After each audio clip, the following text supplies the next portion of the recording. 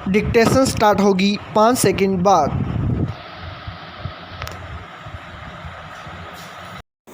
Yes, Bihar में बढ़े मौत के आंकड़े इस समय चर्चा में हैं। स्टॉप। सरकारी संख्या पर उठ रहे सवालों पर विराम लगाने के लिए दोबारा गिनती कराई गई तो 3,951 मौतें और सामने आ गईं, जो पहले गिनती में नहीं थीं। स्टॉप। इस संख्या से राष्ट्रीय आंकड़ों में भी फेरबदल हो गया और अन्य राज्यों पर भी दबाव बढ़ गया है कि वे भी पलटकर फिर से गिनती करें। स्टॉप। उल्लेखनीय है कि अप्रैल मई के दौरान कोरोना संक्रमण की दूसरी लहर में हो रही मौतों ने सभी को झकझोर कर रख दिया था। स्टॉप। अंत्येष्टि स्थलों पर लगी शवों की कतारें, सरकारी आंकड़े पर सवालिया निशान लगा रही थी। स्टॉप। ऐसे में हाई कोर्ट को भी सरकार की संख्या पर विश्वास नहीं था। स्टॉप। विपक्ष भी सरकार पर इस मामले में सही संख्या छिपाने का आरोप लगा रहा था। स्टॉप। अब इसे चौतरफा दबाव कहें या फिर राज्य सरकार का खुद का निर्णय, बहरहाल दोबारा गिनती कराने के लिए 2 टीम बनाई गई। स्टॉप। इस टीम ने 20 दिन बाद मंगलवार को जो रिपोर्ट पेश की उसमें कोरोना संक्रमण से मरने वालों की 3,951 की संख्या बढ़ी हुई थी। स्टॉप। इससे पहले 5,424 मौतें ही बताई जा रही थी। स्टॉप। बुधवार को सरकार ने जांच के बाद संशोधित आंकड़े जारी किए तो संख्या 9,375 पहुंच गई। स्टॉप। यानी मौत का आंकड़ा 72.84% बढ़ गया। स्टॉप। अभी भी सभी जिलों में जांच जारी है। स्टॉप। जिससे यह संख्या और बढ़ सकती है। स्टॉप। बड़ी संख्या को लेकर विपक्ष यह कहकर हमलावर है कि सरकार ने अपनी छवि बनाए रखने के लिए मौतों की संख्या छिपाई थी। स्टॉप। जबकि सरकार का तर्क है कि उस समय इलाज के लिए अन्य जिलों से आने वालों की राह में हुई मौतों की शामिल नहीं किया जा सका था। स्टॉप। ग्रामीण इलाकों से भी सूचना नहीं मिल रही थी। स्टॉप। निजी अस्पतालों से भी सही आंकड़े नहीं मिल सके थे। स्टॉप। इन सभी को अब जांच के बाद साफ गोई से जोड़ा गया है। स्टॉप। टीम के अलावा फ़ोन पर भी मिलने वाली सूचनाओं को दर्ज किया जा रहा है। स्टॉप। शुरुआत में सही तस्वीर सामने न आने को सरकार ने गंभीरता से लिया है और लापरवाही बरतने वालों पर कार्रवाई की बात कही है। स्टॉप। लापरवाही इसलिए कि जिन्हें मृत दिखाया गया वे एक दिन पहले तक स्वस्थ लोगों के रिकॉर्ड में दर्ज थे। स्टॉप। अब उनकी संख्या घट गई है। स्टॉप। इसके कारण रिकवरी का आंकड़ा 98.7 से हटकर 97.65 पर आ गया है। स्टॉप। इतना ही नहीं, बिहार में अचानक कोरोना मृतकों की संख्या बढ़ने का असर राष्ट्रीय आंकड़ों पर भी पड़ा और बुधवार को 6,139 मौतें दर्ज की गईं, जो दुनिया में एक दिन का सबसे बड़ा आंकड़ा रहा। स्टॉप। इसके साथ ही राष्ट्रीय स्तर पर मौतों के मामले में जहां बिहार का स्थान पहले 16वां था, अब वह 12वां हो गया है। स्टॉप। भले ही बड़े आंकड़ों पर राज्य सरकार की आलोचना हो, लेकिन एक तरह से बिहार ने अन्य राज्यों के लिए एक नज़ीर पेश की है। स्टॉप। अब उन पर भी दबाव बढ़ गया है कि वे भी जांच कराएं और सही तस्वीर पेश करें। स्टॉप।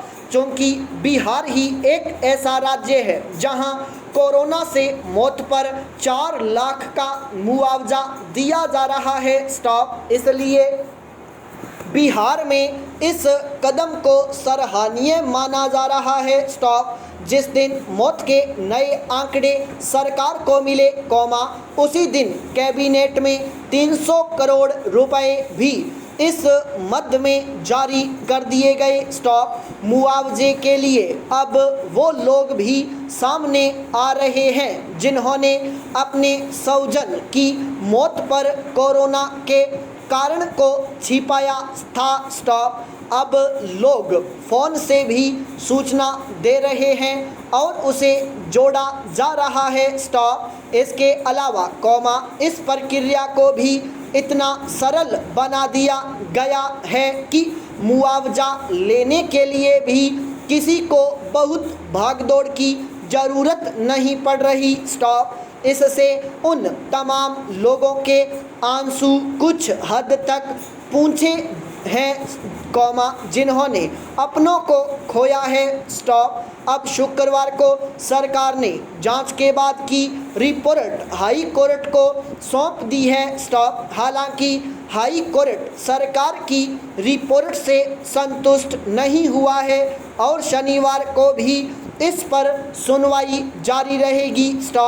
मामले पर राजनीति भी अपने अपने स्तर से जारी है। पैरा उस दिन से आपके गले से कौर कैसे उतर पा रहा है जब से देश की राजधानी दिल्ली में 647 टन यानी 60,000 लोगों का एक माह का राशन रखे रखे सड़ जाने की खबर आई।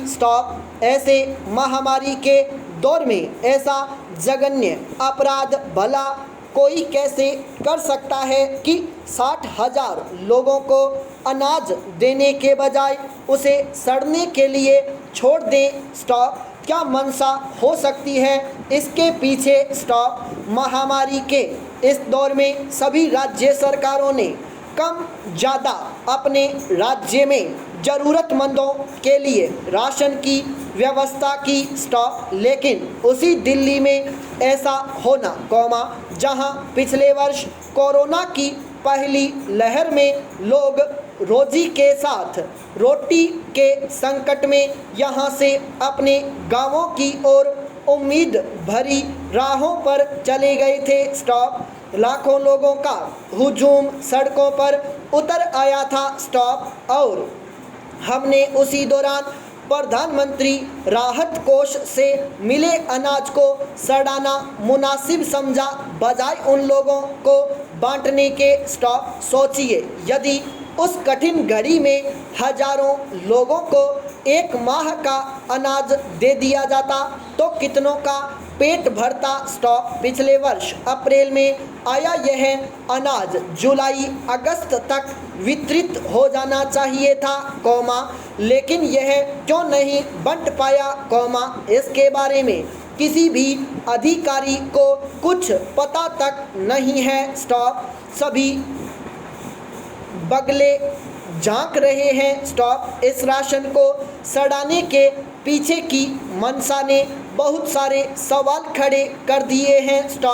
सिलसिला सिर्फ 60,000 लोगों के राशन को सड़ाने तक नहीं थमा है।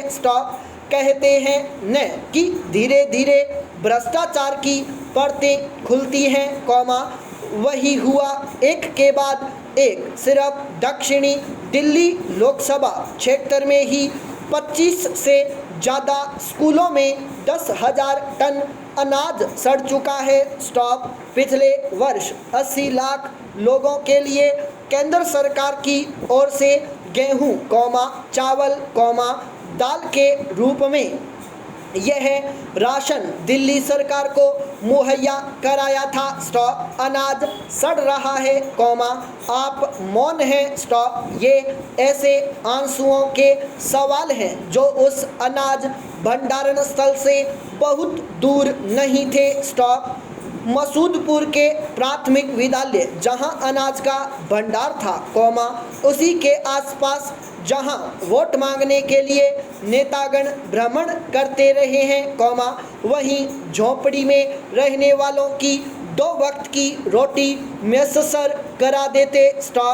लेकिन देखिए, इस कृत्य के बाद भी सरकार से लेकर फूड इंस्पेक्टर, खाद्य अधिकारी चुप्पी साधे हैं, स्टॉप। कोई जांच नहीं, स्टॉप। जरूरतमंद के हक का निवाला यूं सड़ाना फलता नहीं है, स्टॉप। एक साल में आखिर किसी को पता ही नहीं लगा, क्वेश्चन मार्क। ऐसा संभव नहीं है, कौमा। यह तो जानबूझकर किया गया कृत्य ही प्रतीत होता है, स्टॉप। क्या पिछले वर्ष केंद्र से कितना अनाज आया, कितना बांटा, इसका ऑडिट तक नहीं हुआ, क्वेश्चन मार्क। दिल्ली सरकार तो कोरोना काल में अपनी राशन योजना के साथ केंद्र की प्रधानमंत्री राहत कोष से मिले इस अनाज को भी वितरित करके ज़्यादा से ज़्यादा लोगों की मदद कर सकती थी, संपूर्ण विराम।